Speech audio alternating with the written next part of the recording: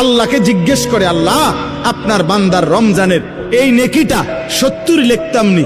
আল্লাহ বান্দার দিকে তাকাইয়া যখন দেখে গুনাহ থেকে মুক্ত, আল্লাহর জিকিরে তার জিহ্বা ভিজা, আল্লাহর মহব্বত তার কলিজার মধ্যে, সুন্নাত মোতাবেক তার জীবন, আল্লাহ তখন বলে না 70 না 700 লেখো, 700, 7,000 লেখো, 70,000 লেখো, 7 লক্ষ লেখো, 70 লক্ষ লেখো, 7 কোটি লেখো, 70 কোটি লেখো, 70,000 কোটি লেখো। এক সেজদায়, এক সেজদায় একবার সুবহানাল্লাহ বললে আল্লাহ বলে লেখো 70,000 কোটি সুবহানাল্লাহ লেখো। কোন কোন বেলায় আল্লাহ মহব্বতের জোশে, আল্লাহ তার মায়ায়, আল্লাহ বলে ফেরেশতা তুমি লিখো না, সাআকতুবু, আমি আল্লাহ নিজেই লিখবো। এই নেকি তুমি দিয়া পারতা না, আমি দেবো আমার বান্দার নেকি।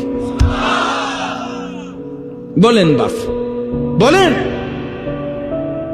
আজ মুসলমানের সন্তান, যদি তোমরা বুঝতা যে তোমাদের মালিক তোমাদের প্রতি কি পরিমাণ খেয়াল করেছে।